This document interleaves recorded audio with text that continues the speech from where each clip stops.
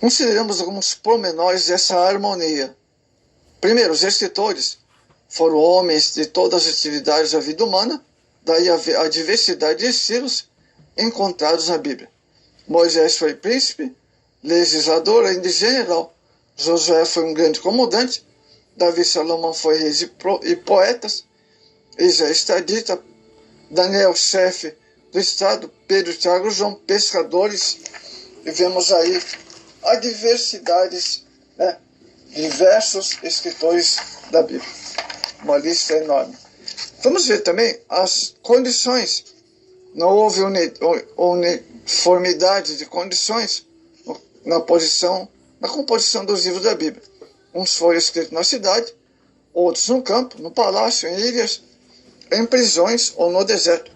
Moisés, por exemplo, escreveu o Pentateuco nas solitárias paragens do deserto. Jeremias nas trevas da sujidade da masmorra. Davi nas verdades, nas colinas verdejantes. São exemplos.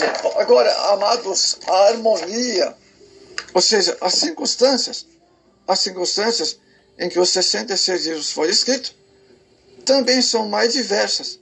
Davi, por exemplo, escreveu certas partes de seus trabalhos no calor das batalhas. Salomão, na calma da paz. A razão dessa harmonia e unidade. Se a Bíblia fosse um livro puramente humano, amados, sua composição seria inexplicável. Suponhamos que 40 melhores escritores atuais provinham de um todo ou necessário, fossem isolados uns dos outros, em situações diferentes. Cada um com a missão de escrever a sua obra.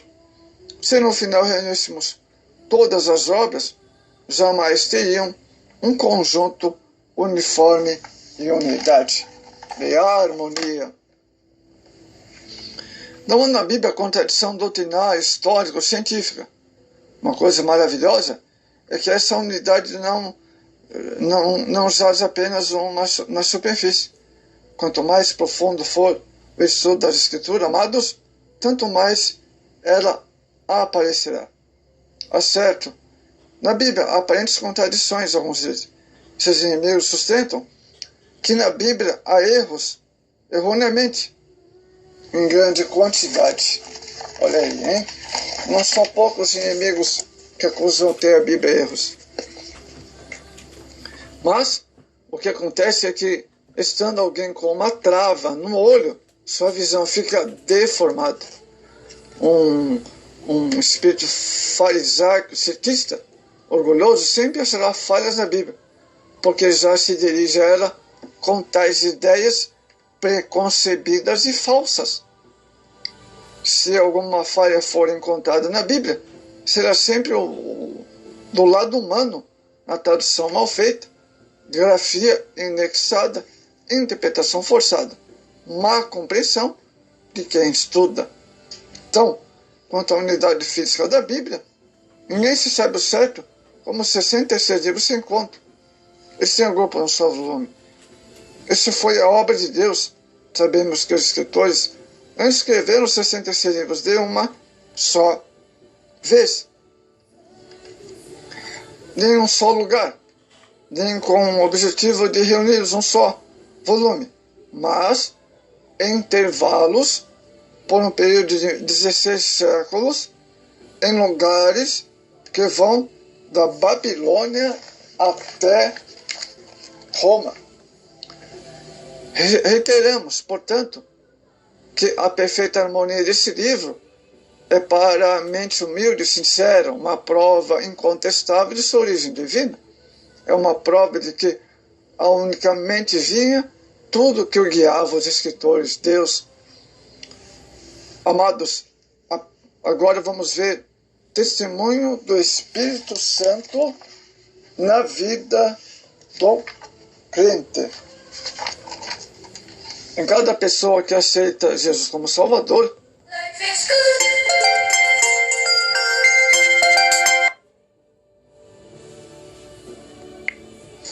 a inspiração das Escrituras nos concede, admite graduação.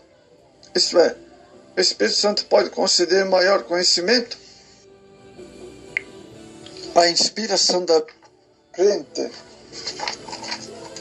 Em cada pessoa que aceita Jesus como Salvador, o Espírito Santo põe sua alma em certeza quanto à autoridade da Bíblia. É uma coisa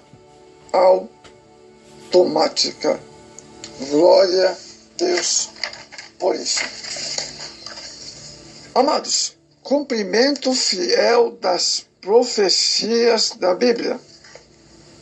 O Antigo Testamento é um livro de profecias, Mateus 11:13.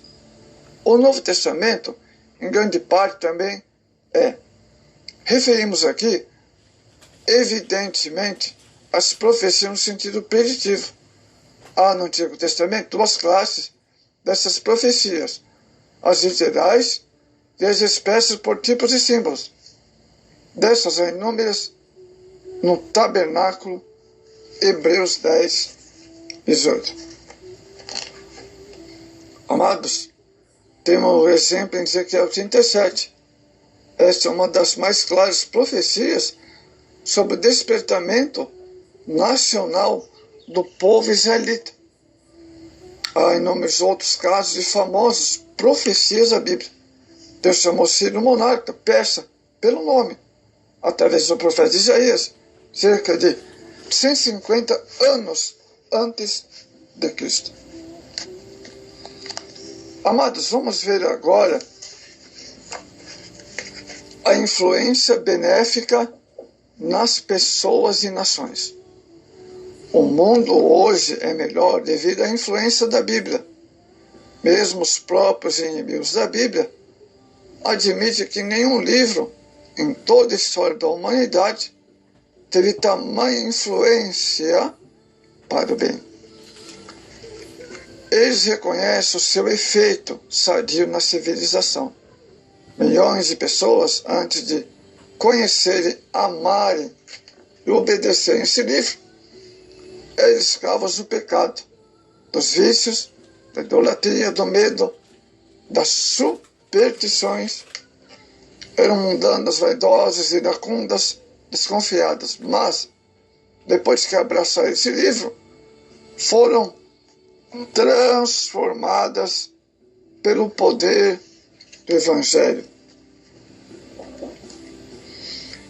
Amados, vejamos um pouco da condição moral de alguns povos sem a Bíblia.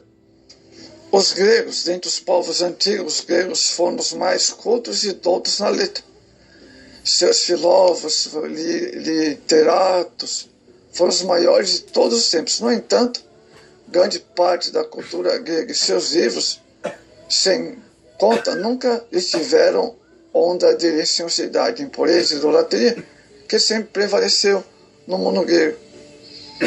Amados, os romanos foram os mais famosos legisladores, guerreiros, oradores, poetas. Sua legislação, em parte, era boa, porque, em parte, veio de Moisés. Muitas das leis brasileiras vêm das leis portuguesas, que por sua vez vieram das romanas, aurindas, como já dissemos no Pentateuco. No entanto, o padrão dos costumes e da lei moral foi dos mais baixos em Roma. Amados, como bem registra a história, mesmo entre as famílias abastadas civilizadas, regularmente constituídas, as descobertas arqueológicas, gravuras, descrições revelam fatos que o recado proíbe enumerar. Cícero, o maior orador romano, uma espécie de excelência dentre os romanos, que defendia a fornicação e recomendava, de modo errôneo, e por fim praticava e prática do suicídio. Catão, o censo tido como o mais perfeito modelo de virtude, foi réu da prostituição e embriaguez, e advogou, mais tarde praticou suicídio.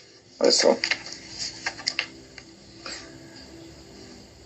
Amados, todos os homens que vivem a Bíblia pautam sua vida pelos seus santos.